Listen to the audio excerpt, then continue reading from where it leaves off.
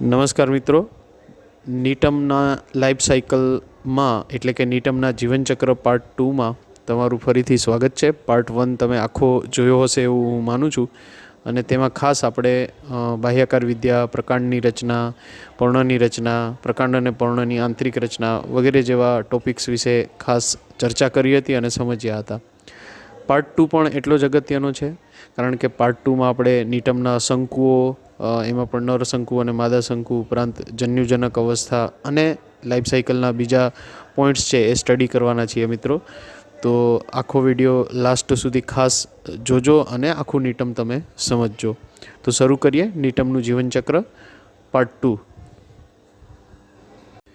મિત્રો, નીટમમાં પ્રજનનની વાત કરીએ તો નીટમમાં દ્વિસદની પ્રકારનું પ્રજનન જોવા મળે છે. એટલે કે નર પ્રજનન અંગો નર વનસ્પતિ પર અને માદા પ્રજનન અંગો એ માદા વનસ્પતિ પર ઉગે છે મિત્રો, જેને આપણે નર શંકુ અને માદા શંકુ કહીએ છીએ. સામાન્ય રીતે પ્રજનનની દ્રષ્ટિએ બે પ્રકારની વનસ્પતિઓ હોઈ શકે મિત્રો. કાં તો એ એકસદની હોય, જેને અંગ્રેજીમાં આપણે મોનોઇશિયસ કહીએ છીએ, અને યા તો એ ડાયોઇશિયસ અથવા તો ગુજરાતીમાં દ્વિસદની કે દ્વિગૃહી તરીકે ઓળખાતી વનસ્પતિ હોય. મિત્રો, એકસદની વનસ્પતિ એટલે કે જેમાં નર પ્રજનન અંગો અને માદા પ્રજનન અંગો એ એક જ વનસ્પતિમાં ઉત્પન્ન થતા હોય, યા તો એક ડાળ પર યા તો અન્ય કોઈ પણ ડાળ પર અલગ અલગ રીતે બી પણ એક જ વનસ્પતિમાં ઉત્પન્ન થતા હોય, જેને આપણે એકસદની કે એકગૃહી વનસ્પતિ તરીકે ઓળખીએ. પરંતુ દ્વિસદની વનસ્પતિ એવી વનસ્પતિ છે કે જેમાં નર અને માદા આખા પ્લાન્ટ જ જુદા છે, એટલે કે વૃક્ષો જેના જુદા હોય છે કે વનસ્પતિઓ જ જુદી હોય છે, જેમાં નર વનસ્પતિ જુદી છે અને માદા વનસ્પતિ જુદી છે. નર પ્રજનન અંગો એ નર વનસ્પતિ પર ઉત્પન્ન થાય છે, જ્યારે માદા પ્રજનન અંગો માદા વનસ્પતિ પર ઉત્પન્ન થાય છે. તો નીટમ સામાન્ય રીતે દ્વિસદની પ્રકારની વનસ્પતિ છે મિત્રો. હવે અહીં બંને શંકુઓ પુષ્પ વિન્યાસની જેમ એક શાખા પર ઉદ્ભવે છે, જે અગ્રાભિવર્ધી ક્રમમાં ઉત્પન્ન થાય છે, જેમાં નીચેની તરફ મોટા અને ઉપરની તરફ નાના શંકુઓ બનતા જતા હોય છે મિત્રો. શંકુઓ ઉત્પન્ન કરવા માટેની શાખા ગાંઠ અને આંતરગાંઠમાં વિભાજિત થયેલી હોય છે, જેમાં થોડા થોડા અંતરે બે આંતરગાંઠની વચ્ચે એક ગાંઠ જેવો ઉપસેલો ભાગ તમને જોવા મળે છે, જેની પર શંકુઓ બધા ઉત્પન્ન થતા હોય છે. આ બધા જ શંકુઓ ચક્રમાં ગાંઠ પર ઉત્પન્ન થાય છે મિત્રો. ગાંઠમાં નીચેની તરફ સન્મુખ રીતે ગોઠવાયેલા નિપત્રો તમને જોવા મળે છે, જે શંકુઓને રક્ષણ આપે છે. આ ઉપરાંત એક વધારાની રચના ઉત્પન્ન થાય છે, જે પણ ગોળાકાર ચક્ર બનાવે છે અને રક્ષણાત્મક કાર્ય એ આપે છે, જેને આપણે કોલર તરીકે ઓળખીએ છીએ મિત્રો. કોલરમાં બધા શંકુઓ સુરક્ષિત હોય છે. ઉપરની તરફ કોલરમાં તમે જશો તો ઉપરની તરફના જે પુષ્પો છે એ મોટાભાગે વંધ્યો હોય છે, જ્યારે નીચેની તરફના બધા જ પુષ્પો છે એ બધા ફળાઉ અને ફલનમાં ભાગ લે એવા હોય છે. મિત્રો, હવે આપણે વાત કરીએ નર શંકુની, જેને અંગ્રેજીમાં મેલકોન તરીકે ઓળખવામાં આવે છે. નર શંકુ એ સામાન્ય રીતે નર શાખા પર ઉત્પન્ન થાય છે. તમે પ્રકાંડની રચના જોશો તો એમાં ગાંઠ અને આંતરગાંઠ એવા ભાગો હોય છે, અને ગાંઠના ભાગો પરથી લગભગ 10 થી 12 જેટલા કોલર્સ ઉત્પન્ન થતા હોય છે, જેની અક્ષમાંથી બધા નર શંકુઓ ઉત્પન્ન થતા હોય છે મિત્રો. અને આ નર શંકુઓની સંખ્યા સામાન્ય રીતે જાતિ પ્રમાણે જુદી જુદી હોઈ શકે, પરંતુ 10 થી 25 જેટલા નર પુષ્પો ઉદ્ભવે છે. સામાન્ય રીતે એક કોલરમાં 3 થી 6 નર પુષ્પો એ ઉત્પન્ન થતા હોય છે, અને નીચેની તરફ રક્ષણાત્મક આવરણ તરીકે પરિપુષ્પ પણ ગોઠવાયેલા હોય છે મિત્રો. પુખ્ત અવસ્થાએ નર પુષ્પ મોટું બની અને બહારની તરફ ખુલે છે, અને આ નર પુષ્પોની સાથે બહુકોષીય રોમ પણ ખાસ તમને જોવા મળે છે મિત્રો. ઘણી વખત પડી જાય તેવા અંડકો પણ તમને ઉપરની તરફ જોવા મળે છે મિત્રો, જે નર પુષ્પોનો ભાગ હોતા નથી. નર પુષ્પની અંદર તમે રચનામાં જોશો તો પરાગાશયની રચના તમને દ્વિખંડી જોવા મળશે, જે નીચેની તરફ પરિપુષ્પથી ખાસ આવૃત હોય છે. આ પરિપુષ્પમાં ખાંચ ઉત્પન્ન થવાના લીધે સૌપ્રથમ નર પુષ્પ બહાર આવશે, અને તે પુકેસરની જેમ એની જે સંખ્યા છે એ સંખ્યા જાતિ મુજબ અલગ અલગ હોઈ શકે મિત્રો. તો જેવી રીતે પુખ્ત પુકેસરમાં પરાગાશય ઉપરાંત તંતુ અને યોજી જેવા ભાગો હોય છે, તેવા જ ભાગો આમાં તમને જોવા મળશે, પણ નીચેની તરફ પરિપુષ્પમાંથી એ પુકેસર બહાર આવતું હોય છે મિત્રો. અને આ બધા જ જે નર પુષ્પો છે એ ભેગા મળી અને નર શંકુની રચના કરતા હોય છે મિત્રો. અહીં નરશંકુ અને પુકેસરો આકૃતિના માધ્યમથી સમજાવવાની કોશિશ કરી છે. તો સૌપ્રથમ ડાબી બાજુની આકૃતિ સમજીએ તો એમાં નિપત્રો ખાસ રક્ષણાત્મક આવરણ તરીકે નીચેની તરફ જોવા મળે છે. ત્યારબાદ આંતરગાંઠનો વિસ્તાર અને પછી ગાંઠનો વિસ્તાર આવે છે. ગાંઠ પર કોલરો ઉત્પન્ન થયેલા હોય છે અને તેમાં જ નરશંકુઓ બધા અગ્રાભિવર્ધી ક્રમમાં ગોઠવાયેલા હોય છે. એટલે કે નીચેની તરફના જે નરશંકુઓ છે એ પ્રમાણમાં મોટા હોય અને જેમ શંકુ ઉપરની તરફ જતો જાય તો એ બધા જ નરશંકુઓ નાના નાના થતા જતા હોય છે મિત્રો. ઉપરની તરફ અમુક વૈજ્ઞાનિકો એવું માને છે કે જે વધારાના નરશંકુઓ છે તે ખરી જાય તેવા અંડકો છે. જોકે આ અંગે જુદા જુદા વૈજ્ઞાનિકોના મત જુદા જુદા જોવા મળે છે મિત્રો. બાજુની જે જમણી બાજુની આકૃતિ છે તેમાં પરિપુષ્પમાંથી દ્વિખંડી પરાગાશય ઉત્પન્ન થયેલું તમને જોવા મળે છે. સૌથી ઉપરથી તમે જોશો તો પુકેસરોનું જે ચક્ર છે એ પરિપુષ્પમાં તમને જોવા મળે છે અને ત્યારબાદ દ્વિખંડી પરાગાશય જોવા મળે છે, જેમાં દંડની રચના પણ ઉત્પન્ન થયેલી હોય છે. ઉપર પરાગાશયના 2 ખંડો તમે સરળતાથી જોઈ શકો મિત્રો. તો નરશંકુ અને પુકેસરોની રચના ખૂબ જ સરળ છે અને ખૂબ જ સમજાઈ જાય એવી છે. ઘણી વખત પરીક્ષામાં તમને 7 કે 10 માર્ક્સમાં આ ક્વેશ્ચન પૂછાતો હોય છે મિત્રો, તો ખાસ યાદ રાખી લેજો. મિત્રો હવે નરજન્યુજનક અવસ્થા અને લઘુબીજાણુના વિકાસની વાત કરીએ તો કોષના 2 સ્તરો બહુકોષીય બીજાણુધાની બનાવે છે. બહારની તરફનો કોષ વિભાજિત થઈ અને અંદરની તરફ બીજાણુજનક પેશી અને બહાર પ્રાથમિક કે પ્રાઇમરી પેરાઇટલ સેલ કે જેને ગુજરાતીમાં પ્રાથમિક પેરાઇટલ કોષ કહેવાય એ બનાવે છે. હવે પેરાઇટલ કોષ એ આગળ વિભાજિત થશે અને બહારની તરફ એ આવરણો, જ્યારે અંદરની તરફ પોષક સ્તર જેને અંગ્રેજીમાં ટેપેટમ કહે છે તેનું નિર્માણ કરે છે મિત્રો. પોષક સ્તરના કોષો દ્વિકોષ કેન્દ્રીય અવસ્થા ધરાવે છે અને તેઓ કોષરસથી ભરપૂર હોય છે. કોષ કેન્દ્રો બધા ભેગા મળે છે અને બહુભ્રૂણતા પણ ઉત્પન્ન કરે છે. બહુભ્રૂણતા એ સામાન્ય લક્ષણ છે, ખાસ કરીને જિમ્નોસ્પર્મ્સ જેવી જે વનસ્પતિઓ છે એમાં. અર્ધીકરણ બાદ પોષક સ્તર નાશ પામવાની શરૂઆત થઈ જાય છે મિત્રો. તો મિત્રો જે નરજન્યુજનક અવસ્થા છે જેને અંગ્રેજીમાં મેલ ગેમેટોફાઇટ કહેવાય અને લઘુબીજાણુનો વિકાસ છે જેને ડેવલપમેન્ટ ઓફ માઇક્રોસ્પોર્સ કહેવાય, એ ખૂબ જ સરસ રીતે અને સુવિકસિત પ્રકારનો નિટમમાં જોવા મળે છે મિત્રો. મિત્રો નરજન્યુજનક અવસ્થાની આગળ વાત કરીએ તો બીજાણુજનક કોષોમાંથી આગળના વિભાજનો થઈ અને સૌપ્રથમ લઘુબીજાણુ માતૃકોષ બનતો હોય છે, જે દ્વિકીય અવસ્થા છે. ઘણી વખત ઘણા બધા લઘુબીજાણુ માતૃકોષો ભેગા મળી અને બહુકોષ કેન્દ્રીય અવસ્થા બનાવે છે, જેને અંગ્રેજીમાં સિન્ટિયમ તરીકે પણ આપણે ઓળખીએ છીએ. તો આ સિન્સિટિયમ ખૂબ જ અગત્યની રચના છે જેમાંથી લઘુબીજાણુ માતૃકોષો બનતા હોય છે. લઘુબીજાણુ માતૃકોષ જ્યારે અર્ધીકરણ પામે છે ત્યારે કોલોસનું જાડું સ્તર બનાવે છે. લઘુબીજાણુ માતૃકોષના અર્ધીકરણ થવાના લીધે એક 2N કોષમાંથી 4 એકકીય નાના ચપટા અને ચતુષ્ક સ્થિતિમાં લઘુબીજાણુઓ ઉત્પન્ન થાય છે, જેને આપણે પરાગરજ પણ કહીએ છીએ મિત્રો. કેલોસનું સ્તર લઘુબીજાણુનું નિર્માણ થતાની સાથે જ સુકાઈ જાય છે. હવે લઘુબીજાણુ એક ગોળાકાર કોષ બની જાય છે જેની ફરતે 2 આવરણો આવેલા હોય છે, જેને તમે બાહ્ય આવરણ કે એક્ઝાઇન કહો છો અને અંદરનું જે સ્તર છે એને અંતઃઆવરણ કે ઇન્ટાઇન તરીકે ઓળખવામાં આવે છે મિત્રો. તો અંતે છે એ પરાગરજ બને છે જે એકકીય રંગસૂત્રો ધરાવતી હોય છે. મિત્રો હવે આપણે માદાશંકુની વાત કરીએ તો અહીં માદાશંકુ અને અંડક વિશે આપણે ચર્ચા કરીશું મિત્રો, જેને અંગ્રેજીમાં આપણે ફિમેલ કોન એન્ડ ઓવ્યુલ તરીકે ઓળખીએ છીએ. તો આકૃતિમાં તમે માદાશંકુની રચના અને અંડકોની રચના પણ જોઈ શકો, જે લીલા કલરની બતાવેલી છે મિત્રો. માદાશંકુનો વિકાસ નરશંકુની જેમ જ થાય છે. એક શાખા પર ગાંઠ અને આંતરગાંઠ જેવા ભાગો આવેલા હોય છે, જેમાં કોલરની કક્ષમાંથી ખાસ અંડકો ચક્રમાં અગ્રાભિવર્ધી ક્રમમાં ઉત્પન્ન થતા હોય છે મિત્રો. સામાન્ય રીતે 6 થી 8 અંડકો કોલર પર ઉત્પન્ન થાય છે. આવા માદાશંકુમાં માદા પુષ્પો અથવા અંડકો જ જોવા મળે છે. નર પુષ્પો તમને ક્યારેય જોવા મળશે નહીં મિત્રો.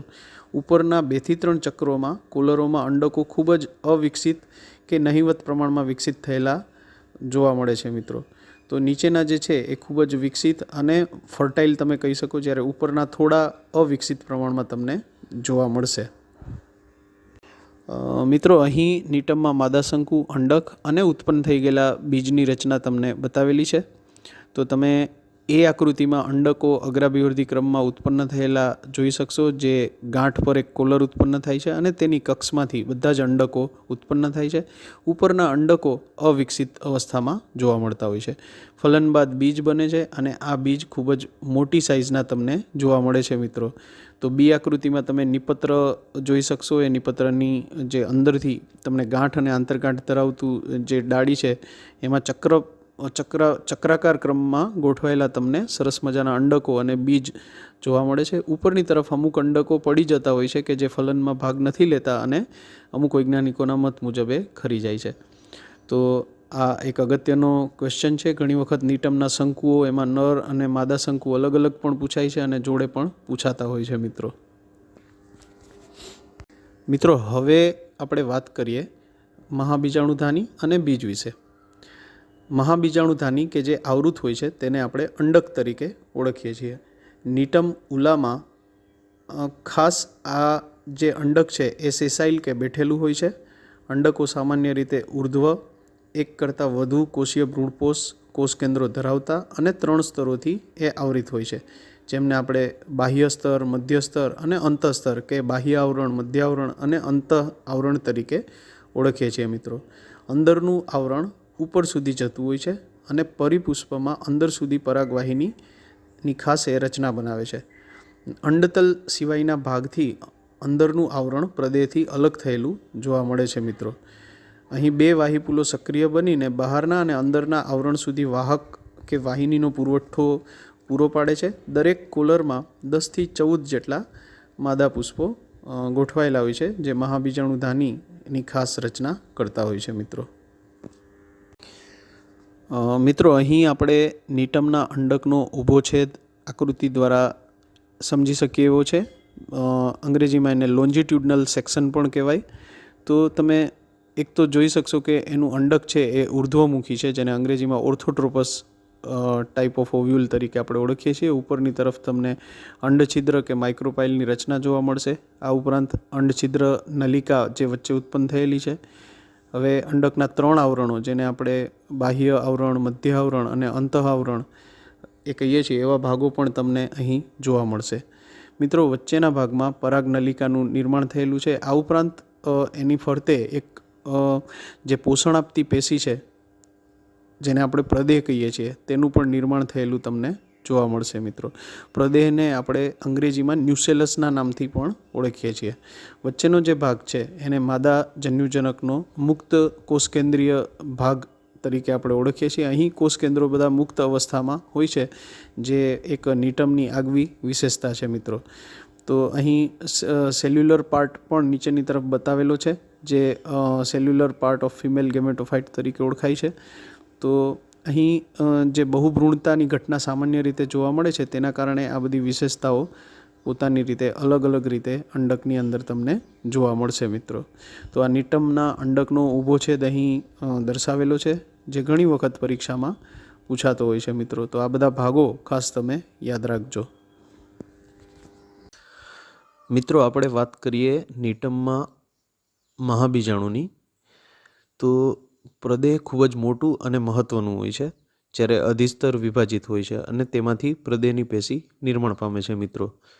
ચર્મવર્તી પેશી અને અંદર પ્રદેહની પેશી અલગ જ પડી જાય છે. મહાબીજાણુ માતૃકોષ બનતા પહેલાં અર્ધીકરણમાં નીચેના પ્રદેહ કોષો એક પેશી બનાવે છે, જે ગોળાકાર સ્વરૂપે ગોઠવાય છે મિત્રો. આ પેશીને પેવમેન્ટ ટિશ્યુ તરીકે ઓળખવામાં આવે છે, જે સમય જતાં માદાજન્યુજનકમાં શોષાઈ જતી હોય છે મિત્રો. તો રિપ્રોડક્શનની અંદર મેગાસ્પોર એટલે કે પ્રજનનમાં મહાબીજાણુની આ સ્લાઇડ પણ તમે ખાસ યાદ રાખી લેજો મિત્રો, જેમાં પ્રદેહ, ચર્મવર્તી પેશી અને પ્રદેહ પેશીની વાત કરેલી છે. આ ઉપરાંત પેવમેન્ટ ટિશ્યુ કોને કહેવામાં આવે છે એ પણ ખાસ યાદ રાખજો મિત્રો. મિત્રો અહીં આકૃતિમાં નીટમનો નર શંકુ અને નીટમનો માદા શંકુ ખાસ બતાવેલા છે, જેને અંગ્રેજીમાં નીટમ મેલ કોન અને નીટમ ફિમેલ કોન કહેવામાં આવે છે મિત્રો. તો તમે જોશો તો નીટમના નર શંકુમાં ચક્રાકારે ઉત્પન્ન થયેલા નર પુષ્પો કોલરની કક્ષમાં સરસ રીતે ગોઠવાયેલા હોય છે અને એક ચક્ર જેવી રચના બનાવે છે. ખાસ અગ્રાભિવર્ધી ક્રમમાં આ પુષ્પો ઉત્પન્ન થતા હોય છે, એટલે કે નીચેની તરફ મોટા શંકુઓ કે પુષ્પો તમને બહાર દેખાશે, એ જ રીતે ઉપર તરફ જશો તો શંકુ નાનો થતો જશે અને જેમાં નાના નાના પુષ્પો તમને જોવા મળશે મિત્રો. એ શંકુ પણ અગ્રાભિવર્ધી ક્રમમાં ગોઠવાયેલા અંડકો ઉત્પન્ન કરે છે. ઉપરના થોડા અંડકો વંધ્ય હોય છે, જ્યારે નીચેના સક્રિય હોય છે અને ફલનમાં ભાગ લે છે મિત્રો. સામાન્ય રીતે બંને શંકુઓ જે છે એનું ચક્ર એ ગાંઠના વિસ્તારમાં ઉત્પન્ન થતું હોય છે. વચ્ચેનો આંતરગાંઠનો વિસ્તાર એ ખાલી જોવા મળે છે મિત્રો. અને બંને શંકુઓમાં વિશેષતા એ છે કે બંને કોલરની કક્ષમાં ઉત્પન્ન થતા હોય છે. કોલર એક રક્ષણાત્મક જેકેટ અથવા તો આવરણ જેવી રચના છે મિત્રો. તો આ આકૃતિ ખાસ તમે યાદ રાખી લેજો. એક્ઝામમાં ઘણી બધી વખત આ પ્રશ્ન પૂછાતો હોય છે. મિત્રો, વાત કરીએ નિટમમાં નરજન્યુજનક અવસ્થાના વિકાસની, જેને અંગ્રેજીમાં આપણે કહીએ છીએ ડેવલપમેન્ટ ઓફ મેલ ગેમેટોફાઇટ. ફલન પહેલાં લઘુબીજાણુ કોષ વિભાજિત થઈને કાચ જેવો નાનો પૂર્વદેહ કોષ બનાવે છે અને મોટો પુકેસરીય ઇનિશિયલ સેલ કે પુકેસરીય શરૂઆતનો કોષ એ બનાવે છે. હવે પૂર્વદેહ કોષ આગળ વિકાસ પામતો નથી, જ્યારે પુકેસરીય કોષમાં આદિપુકેસરીય કોષ અને જનન કોષ એમ વિભાજન થઈને બે કોષો બનતા હોય છે મિત્રો. સામાન્ય રીતે નિટમમાં દંડકોષ કે સ્ટોક સેલ્સ નથી બનતા કે નથી બનતો, અને તેથી સીધું જ તે આદિપુકેસરીય કોષ માં રૂપાંતર પામે છે અને અંતે લઘુબીજાણુ બની જાય છે મિત્રો. પરાગરજ 3 કોષીય અવસ્થાએ આવે ત્યારે ખરી પડે છે. આ અવસ્થામાં એક આદિદેહ કોષીય કોષ, બીજો પુકેસરીય કોષ અને ત્રીજો નલિકા કોષ હોય છે મિત્રો. નિટમમાં અલગ અલગ અભ્યાસો પરથી 3 વિવિધ મતો જાણીતા બન્યા છે, જે અલગ અલગ રીતે લઘુબીજાણુનો વિકાસ સૂચવે છે, જે આપણે આગળની સ્લાઇડમાં જોઈશું મિત્રો. મિત્રો, અહીં લઘુબીજાણુનો વિકાસ કેવી રીતે થાય છે એ માટે અલગ અલગ વૈજ્ઞાનિકોએ અલગ અલગ મતો આપ્યા છે, તે ખાસ અહીં બતાવેલું છે. તો સૌપ્રથમ પિયર્સનના મત મુજબ જે પૂર્વદેહ કોષ કેન્દ્રો છે એ અસ્તિત્વમાં આવે છે, અને જેને આપણે પ્રોથેલસ ન્યુક્લિયસ કહીએ છીએ. ત્યારબાદ તેમાંથી જનન કોષ કેન્દ્ર અને નલિકા કોષ કેન્દ્ર પણ બને છે, જેને જનરેટિવ સેલ અને ટ્યુબ સેલ કહેવાય. અને અંતે જે લઘુબીજાણુ છે એ જર્મિનેટ થાય કે અંકુરિત થાય તો એમાંથી 2 ટ્યુબ ન્યુક્લિયસ કે જેને નલિકા કોષ કેન્દ્રો કહીએ છીએ એ નિર્માણ પામે છે મિત્રો. જ્યારે તમે થોમ્સનનો મત જોવો તો એના મત મુજબ નલિકા કોષ કેન્દ્રો બને છે, અને તેમાંથી પણ 3 કોષ કેન્દ્રો અસ્તિત્વમાં આવે છે, જેમાં ટ્યુબ ન્યુક્લિયસ એક, જેને નલિકા કોષ કેન્દ્ર કહેવાય છે. આ ઉપરાંત બોડી સેલ અને સ્ટોક સેલની રચના તમને જોવા મળશે મિત્રો. તો અહીં પણ અંતે 2 નરજન્યુઓ અસ્તિત્વ ધરાવે છે, જેને આપણે નલિકા કોષ કેન્દ્રો જ કહીશું મિત્રો. આ ઉપરાંત નેગી અને મધુલતા જે વૈજ્ઞાનિકો હતા એમણે પણ કામ કર્યું, અને લઘુબીજાણુનો વિકાસમાં એમણે જણાવ્યું કે જનન કોષ કેન્દ્રો બને છે. આ ઉપરાંત નલિકા કોષ કેન્દ્રનું પણ નિર્માણ થાય છે, અને એમાંથી 2 નરજન્યુઓ કે જેને મેલ ગેમેટ્સ કહી શકાય એ અસ્તિત્વ ધરાવતા હોય છે મિત્રો. તો આ રીતે અલગ અલગ વૈજ્ઞાનિકોએ પોતપોતાના મત મુજબ તેનો વિકાસ કેવી રીતે થાય છે અને લઘુબીજાણુમાંથી પરાગરજ કેવી રીતે જર્મિનેટ થઈ અને 2 કોષોમાં પરિણમે છે એ ખાસ બતાવવાની કોશિશ કરી છે મિત્રો. મિત્રો, હવે આપણે વાત કરીએ માદાજન્યુજનક અને મહાબીજાણુ જનન અંગે, જેને ડેવલપમેન્ટ ઓફ ફિમેલ ગેમેટોફાઇટ પણ કહેવામાં આવે છે. અંડછિદ્ર તરફના કુલ 4 અધિસ્તરીય કોષોમાંથી વિભાજન થઈ બહારની તરફ પ્રાથમિક ચર્મકોષ અને અંદરની તરફ પ્રાથમિક બીજાણુજનક પેશીનું નિર્માણ થાય છે મિત્રો. અંદરની બાજુએ ચર્મકોષો પ્રદેહ સાથે ભળીને અધિસ્તરીય કોષો સાથે વિભાજિત થઈ અને મોટા પ્રદેહનું નિર્માણ કરતા હોય છે મિત્રો. હવે પ્રાથમિક બીજાણુજનક પેશી વિભાજિત થઈને 8 થી 20 જેટલા બીજાણુજનક કોષોનું નિર્માણ કરે છે, જે રેખામાં ગોઠવાયેલા હોય છે મિત્રો. બીજાણુજનક કોષો મહાબીજાણુ માતૃકોષ તરીકે વર્તે છે અને અર્ધીકરણ પામે છે. 4 મહાબીજાણુ માતૃકોષો શરૂઆતમાં ટેટ્રાડ તરીકે એટલે કે 4 કોષીય અવસ્થામાં જોડે રહે છે અને કાઇનોમેગાસ્પોર બનાવે છે. આમ નિટમનું માદાજન્યુજનક એ ટેટ્રાસ્પોરિક છે, એટલે કે એનો વિકાસ 4 બીજાણુકીય પ્રકારનો જોવા મળે છે મિત્રો. માદા જન્યુજનકના વિકાસ બાદ ઉપરની તરફ પ્રદેહમાં એક પરાગ વેશ્મ નિર્માણ પામે છે, જેમાંથી પરાગનલિકા અંદર પ્રવેશે છે અને પછી ફલન થતું હોય છે મિત્રો. તો આ માદા જન્યુજનકનો વિકાસ છે જે તમે ખાસ યાદ રાખી લેજો. મિત્રો, માદા જન્યુજનકના વિકાસમાં ખાસ પરાગનયન વખતે ઉપરના ભાગે એક ગોળાકાર ધાર જેવો ભાગ કે છત્રી જેવો લાગતો ભાગ ઉત્પન્ન થાય છે, જેને ફ્લેન્જ તરીકે ઓળખવામાં આવે છે. તે અંત આવરણમાંથી ઉદ્ભવે છે. આ વિકાસની સાથે અંદરના આવરણમાંથી બીજી એક વધારાની પેશી પણ વિકાસ પામે છે, જે અંડછિદ્ર બંધ થવા માટે જવાબદાર હોય છે, જેને ઓર્બ્યુરેટર તરીકે ઓળખવામાં આવે છે. એને અન્ય વૈજ્ઞાનિકો પ્લગિંગ ટિશ્યુ ઓર્બ્યુરેટર તરીકે પણ ઓળખતા હોય છે મિત્રો. પ્લગ જેવી રચના છે, જે આપણે ચંબુનું પ્લગ હોય જેના દ્વારા ચંબુ બંધ કરીએ એવા પ્રકારની રચના છે, જેને ઓર્બ્યુરેટર કહેવામાં આવે છે મિત્રો. સામાન્ય રીતે 2 થી 3 કાઇનોમેગાસ્પોર વિકાસ પામે છે અને પ્રદેહમાં ઘણા બધા વિભાજનોના લીધે મુક્ત કોષ કેન્દ્રીય વિભાજનો થઈને મોટી સંખ્યામાં મુક્ત કોષ કેન્દ્રો નિર્માણ પામતા હોય છે, જેમ કે નિટમ નિમોનમાં 256, આફ્રિકેનમ અને નિટમ ઉલામાં 1500 જેટલા કે તેનાથી પણ વધારે અંદાજિત મુક્ત કોષ કેન્દ્રો જોવા મળશે મિત્રો. તો આ એક ખૂબ જ અગત્યની ઘટના છે મિત્રો. માદા જન્યુજનકની આગળ વાત કરીએ તો પાછળથી વિકાસ ચાલુ રહેતા ઉપરનો ભાગ વધારે પહોળો બને છે અને કોથળી જેવી રચના બનાવે છે. નીચેના ભાગમાં સતત કોષરસ બનતો હોય છે. વધુ વિકાસને અંતે જન્યુજનક ઊંધો થઈ જાય છે અને ફ્લાસ્ક કે ચંબુ જેવો તમને દેખાય છે. જન્યુજનક અવસ્થાનો મોટો ભાગ મુક્ત કોષ કેન્દ્રીય છે અને તે ફલન બાદ ઉપરની તરફથી કોષીય બનવાનું શરૂ થાય છે. આગળ જતાં ઉપરનો ભાગ સંપૂર્ણ કોષીય બને છે. નિટમ માદા જન્યુજનકનું ખૂબ જ અગત્યનું લક્ષણ સ્ત્રીયુજાન કોષની ગેરહાજરી છે મિત્રો. તો ખાસ યાદ રાખજો. 1 થી 3 કોષ કેન્દ્રો અંડછિદ્ર તરફ તેમની ફરતે પુષ્કળ કોષ કેન્દ્ર ઉત્પન્ન કરીને મોટા બને છે અને આ ખૂબ વિકાસ પામેલા અને મોટા થયેલા કોષો એ અંડકોષો છે, જે ફલનમાં ભાગ લે છે મિત્રો.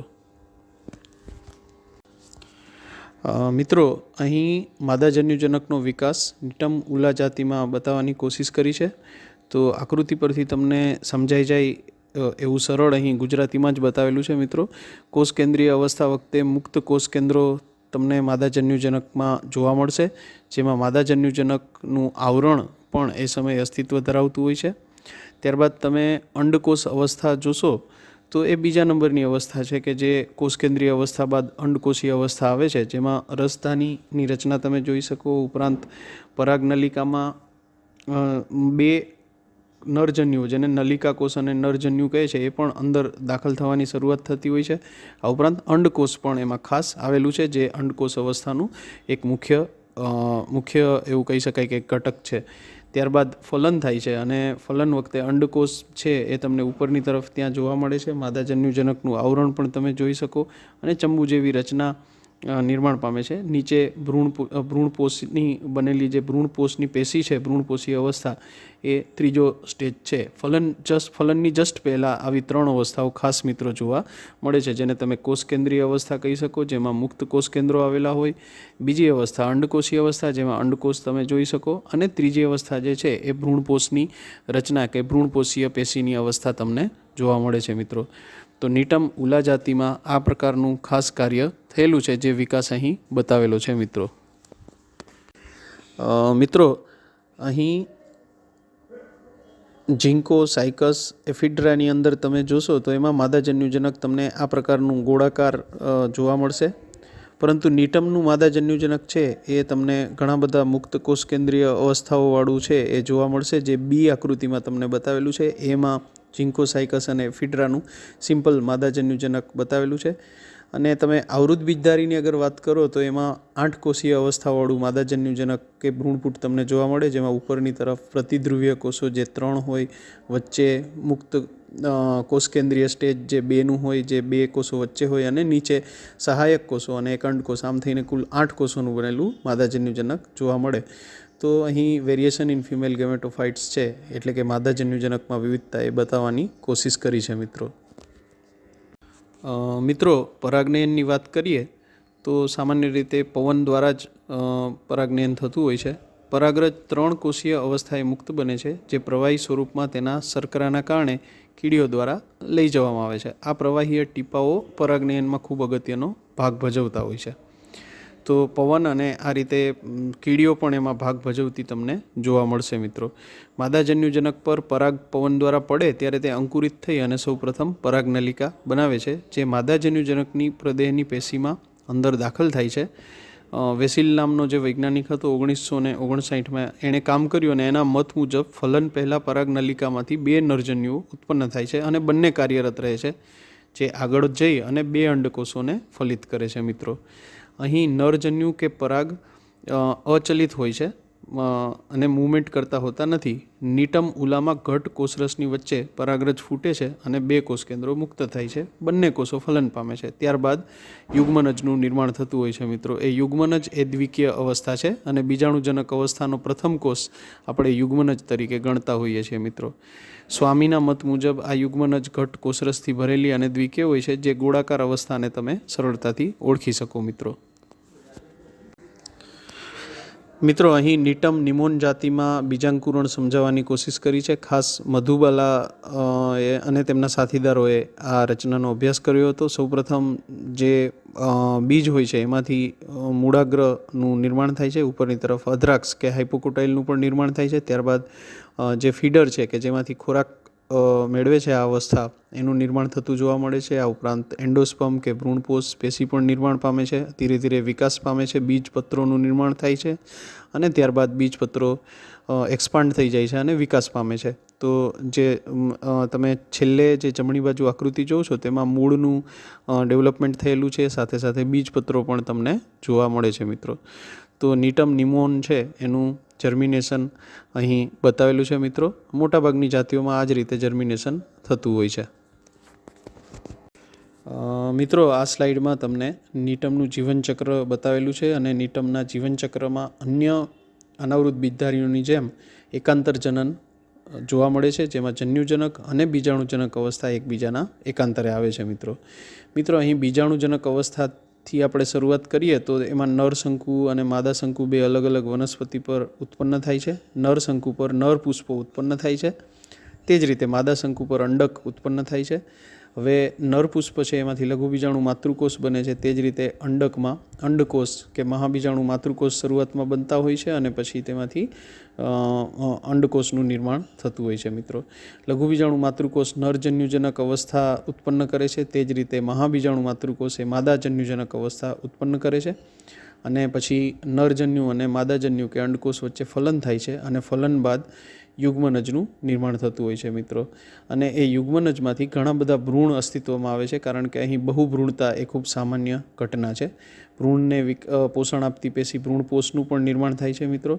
અને ત્યારબાદ બીજ અંકુરણ પામી અને બીજાંકુરણ થાય છે અને ત્યારબાદ ફરીથી બીજાણુજનક અવસ્થા આવે છે કે જે દ્વિકીય અવસ્થા છે. આમ જીવનચક્રમાં અલ્ટરનેશન ઓફ જનરેશન એક સામાન્ય ઘટના છે, જેને ગુજરાતીમાં આપણે એકાંતર જનન તરીકે ઓળખીએ છીએ, જે જન્યુજનક અને બીજાણુજનક અવસ્થાના એકાંતરે આવવાથી થતી હોય છે મિત્રો. આમ અહીં એકલિંગી અને દ્વિલિંગી અવસ્થાઓ, જેને તમે હેપ્લોઇડ અને ડિપ્લોઇડ સ્ટેજ કહો છો, એ એકબીજાના એકાંતરે સતત આવ્યા કરતા હોય છે. તો મોટાભાગના જિમ્નોસ્પર્મ્સમાં એકાંતર જનન એ ખૂબ સામાન્ય ઘટના છે મિત્રો. અહીં થોડી બુક્સના નામો મેં આપ્યા છે, રેફરન્સ તરીકે તમે યુઝ કરી શકો, જેમાં ભટનાગર અને મોઇત્રાની બુક છે, જીપી શર્માની પણ એક બુક છે, આ ઉપરાંત સીકે સાહાનીની બુક છે, વશિષ્ઠની પણ બુક છે. એના સિવાય પણ ઘણા બધા બુક્સ અને રિસોર્સિસ અવેલેબલ છે જે તમે સ્ટડી કરી શકો મિત્રો. તમે અહીં સુધી પહોંચ્યા છો, મતલબ કે તમે આખો વિડીયો જોયો છે, તો સૌપ્રથમ તો તમારો આભાર. યસ, તમને વિડીયો સારો લાગ્યો હોય તો લાઈક કરી દેજો, અને તમને બીજા કોઈ ક્વેશ્ચન હોય કે નીટમ વિશે બીજું પણ તમે કંઈક જાણતા હોય તો ચોક્કસપણે કમેન્ટ બોક્સમાં જરૂરથી લખજો મિત્રો, કારણ કે વિડીયો બનાવવા માટે ખૂબ જ મહેનત પડે છે અને એ મહેનતને કમ્પાઇલ કરી અને અંતે આવો વિડીયો બનતો હોય છે. તો કમેન્ટ તો જરૂર કરજો મિત્રો. યસ, તમારા જેવા ઇન્ટરેસ્ટ ધરાવતા વિદ્યાર્થી અને મિત્રોને શેર કરજો, અને જો ચેનલને સબસ્ક્રાઈબ ના કરી હોય તો એ પણ ભૂલ્યા વગર કરી જ દેજો મિત્રો. તમને ખૂબ ખૂબ શુભેચ્છાઓ. All the best for your bright future. Have a nice future, have a nice education. આવજો મિત્રો. Bye bye. Be connected.